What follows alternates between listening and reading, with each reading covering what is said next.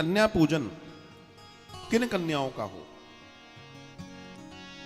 पूजन मतलब परमात्मा का पूजन, ध्यान रखना।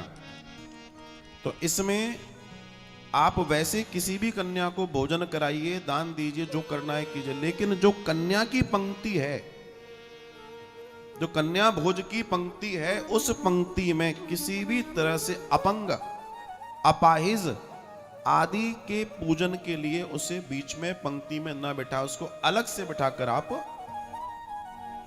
दर्शन कर सकते हैं। जिन्हें ज्ञान की प्राप्ति करनी है, जो ज्ञान प्राप्ति, जिन्हें ज्ञान, श्रेष्ठ ज्ञान चाहिए, वे ब्राह्मण कन्या का पूजन करें। जिन्हें विजय प्राप्ति करनी है, वे क्षत्रिय कन्या का पूजन करें।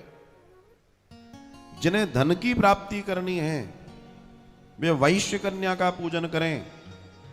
और जो पातक हैं, वो सर्व कन्या का पूजन करें। सभी प्रकार की कन्याओं का पूजन का विधान है। 2 से 10 वर्ष तक की कन्या को ही भोजन कराना, उसके ऊपर कन्या नहीं होनी चाहिए, क्योंकि 2 वर्ष की जो कन्या है उसे कुमारी कहा गया है। वैसे सामान्य भाषा में 2 से 5 वर्ष तक की कन्या को कुमारी कहते हैं। 3 वर्ष की जो कन्या उसको त्रिमूर्ति बोलते हैं। 4 वर्ष की जो कन्या उसे कल्याणी कहते हैं। 5 वर्ष की कन्या को रोहिणी कहते हैं। 6 वर्ष की कन्या को कालिका कहते हैं। 7 वर्ष की कन्या को चंडिका कहते हैं। 8 वर्ष की कन्या को शांभवी कहते हैं। 9 वर्ष की कन्या को दुर्गा कहा जाता है और 10 वर्ष की कन्या सुभद्रा कहलाती है। ये जानकर, ये सोचकर उनका पूजन आप करें, ध्यान रखिएगा। अब आयु क्यों आई, वर्ण क्यों आया, इसके पीछे एक रीजन है। क्या रीजन है? कि जब आप इन कन्याओं का पूजन करेंगे तो इन कन्याओं के पूजन में भी एक विशेषता है। क्या विशेषता है? अगर आपके जीवन में दुख और दरिद्रता है, बहुत ध्यान से श्रवण कीजिए और नोट कर लीजिए, वरना YouTube पर तो है ही, बाद में भी सुन सकते हो। अगर आपके जीवन में दुख हैं, दरिद्रताएं हैं, तो आप 2 वर्ष की कुमारी कन्या का विधिवत पूजन कीजिए। ध्यान रखिएगा, पूजन बड़ा श्रेष्ठ है। जब कन्या जी आवें तो आप उनके सुंदर चरण पखारें, प्रेम से मुस्कुराकर उनको स्थान दें और उनको बड़े प्रेम, बड़े आनंद के साथ दर्शन उनका करें। ध्यान रखिएगा, नवरात्र में दिन रात बराबर होते हैं। साधक सात्विक रहें, व्रत करें। व्रत से शरीर का, मन का विष समाप्त होता है। ज्योति के सामने बैठकर मां का चिंतन करें। और चूंकि अब समय निकल गया है, ये कार्य शुरू हो जाता है अमावस्या की शाम से ही, जब हम घट स्थापना की तैयारी करते हैं।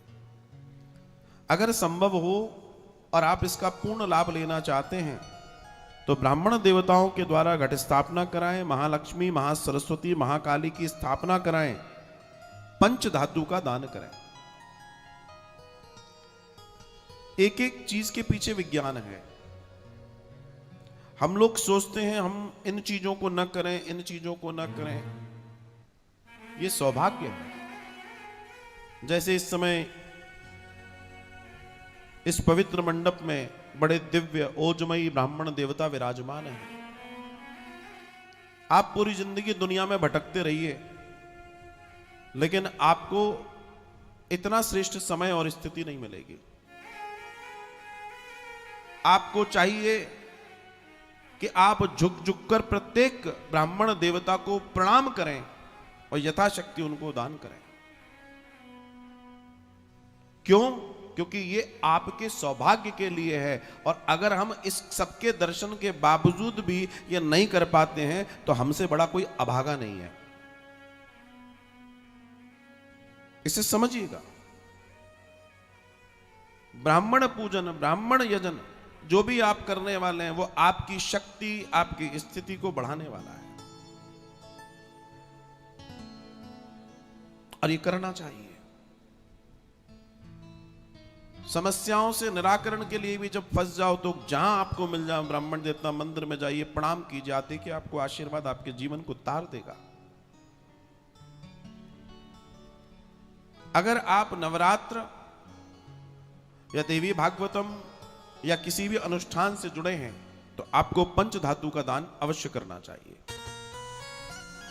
ज्योत, दो तरीके की ज्योत जलाई जा सकती है, या तो गैया मैया के घी से जलाएं या फिर आप सरसों आदि के तेल से जलाएं।